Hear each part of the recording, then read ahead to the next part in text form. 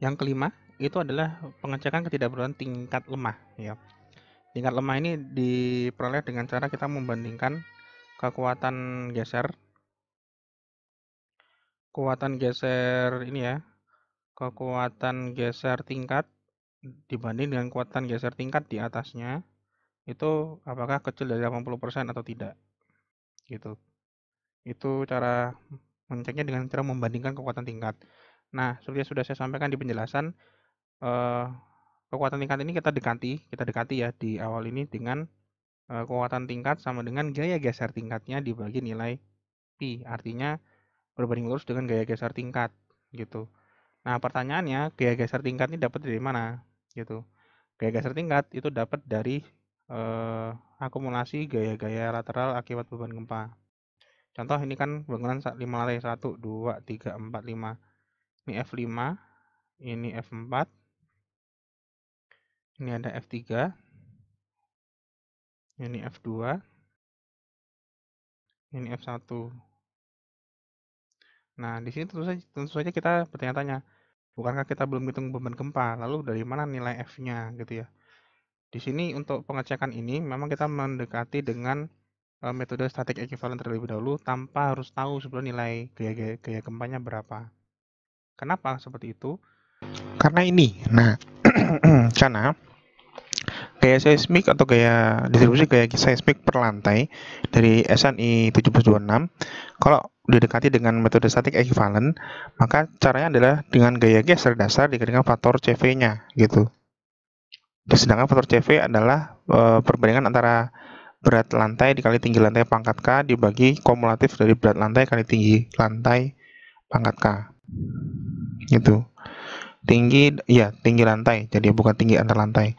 Sedangkan K sendiri adalah faktor periode struktur, nilainya adalah 1 jika T-nya kurang dari 0,5 dan 2 jika T-nya lebih dari 2,5. Nah, T itu adalah periode natural bangunan kita. Nah, jika kan kita 1,67 kalau nggak salah tadi ya, 1,7 berarti di antara dua ini, maka boleh ditentukan dengan interpolasi linier antara 1 dan 2. Gitu. Nah, karena rumusnya seperti ini, nanti akan saya jelaskan kenapa kok kita bisa tanpa tahu beban gempanya bisa mengevaluasi gaya geser bisa mengevaluasi rasio perbandingan gaya geser tiap tingkatnya. Coba saya tenangkan dulu apa itu yang dimaksud dengan geser tingkat ya. Nanti saya akan buktikan kita tidak perlu tahu gaya gempanya berapa. Yang penting kita tahu adalah distribusi gayanya ke masing-masing lantai itu seberapa gitu. Nah, di sini gaya geser tingkat kalau misalnya kita buat Servos diagram ini, pada lantai 5, gaya gesernya sama besar F5 seperti ini. Besarnya sama dengan F5. Nah, pada lantai 4, maka F5 ini kan berlaku satu buah lantai. Nah, di lantai 4 ketemulah F4 gitu. Jadi kan dia ketemu ada F4. Nah, kolom pada lantai 4 itu tidak hanya menahan gaya geser akibat gaya lateral di F4, tapi juga menahan gaya geser reaksi dari lantai atasnya. Sehingga dia terakumulasikan di lantai 4. Nah, di lantai 3 ketemu lagi ada gaya geser gaya lateral di F3. Gini. Sehingga dia terakumulasi di lantai 3. Lantai 2 juga sama ceritanya. Ini ada F2 gitu, dan terakhir di lantai 1 juga ada gaya lateral sebesar F1 gitu. Nah, inilah diagram gaya geser tingkat. Gaya geser tingkat di akhir di lantai 1 akan sama dengan gaya geser dasarnya. Jadi ini sama dengan gaya geser dasar di fondasi. Maka, misalnya kita ambil contoh gaya kekuatan geser lantai 4 dibanding lantai 5, itu akan sama dengan F4 tambah F5 dibagi F5 gitu. Nah, seperti yang kita ketahui pada static equivalent, distribusi gaya geser dasar ke masing-masing lantai itu menggunakan faktor CV. Wah, ini sama dengan CV 4 dikali gaya geser dasar ditambah CV 5 dikali gaya geser dasar dibagi CV 5 dikali gaya geser dasar gitu. Nah, ini kalau kita tulis sama dengan V-nya boleh keluar. CV4 tambah CV5 gitu dibagi CV5 dikali V. Nah, ini saya bilang tadi, kita tidak perlu tahu berapa gaya gempanya, karena ketika kita melakukan perbandingan kekuatan geser lantai 4 dengan lantai 5, gaya gempanya, gaya geser dasarnya itu bisa saling meniadakan seperti ini. Yang perlu kita tahu adalah nilai CV-nya ini. CV4, CV5, CV seterusnya, gitu ya. Jadi faktor distribusinya yang kita perlu tahu. Tidak tidak perlu tahu nilai V-nya berapa. Nah, faktor distribusinya kalau dari SNI, CV lantai ke I sama dengan berat lantai ke I dikali tinggi lantai ke I pangkat K dibagi jumlahan dari berat lantai ke I dikali tinggi lantai ke I pangkat K. Gitu.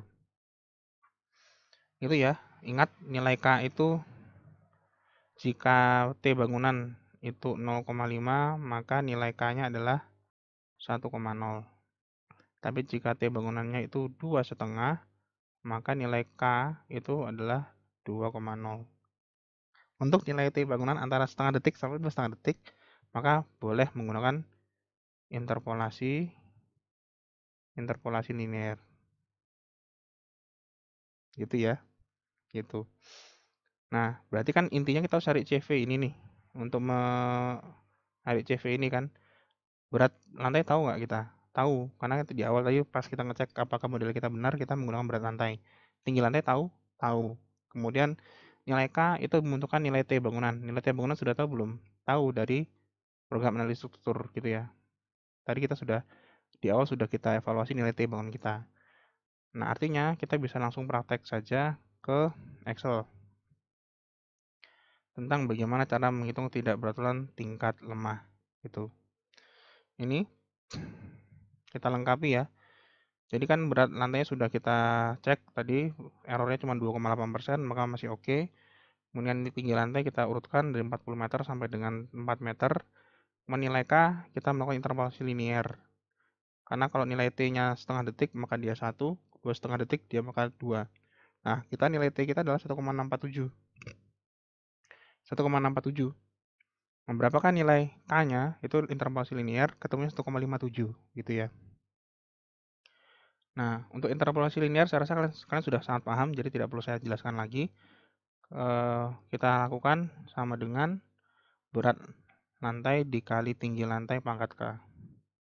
Pangkat K, seperti itu. Oh, ya, pangkat. Nah, begini. Lalu kemudian kita scroll ke bawah. Nah, sehingga nilai CV-nya itu sama dengan nilai W dikali H di lantai sendiri dibagi jumlahan. Yang di bawah ini dijumlah. Ini dikunci. Kemudian kita tarik ke bawah sampai ke lantai 1. Gitu.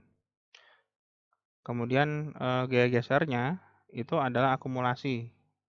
Saya lakukan dulu ya, akumulasi. Pada lantai 10 maka sama dengan gaya F10. Kemudian pada lantai 9 sama dengan gaya geser lantai 10 ditambah gaya pada lantai 9 gitu. Nah, sama berarti kita bisa kita scroll ke bawah. Benar. Jadi sampai di lantai 1 itu 1,0.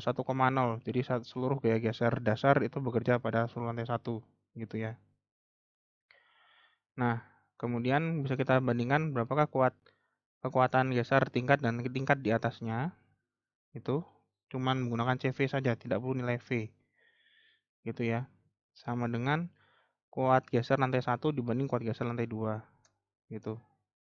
1,01 harus kita copy ke atas. Ini kecuali yang lantai 10 kan tidak perlu ya. Maka ditemukan dia reguler semua, baik di lantai 1, 2, 3, 4, 5 sampai dengan lantai 10 gitu ya. Kenapa kok reguler? Karena memang ini nilainya lebih dari 80%. Kan nilainya kalau dia kurang dari 80% dia tidak irregular, tapi kalau lebih dari 80% tingkat di atasnya berarti dia reguler. Seperti itu.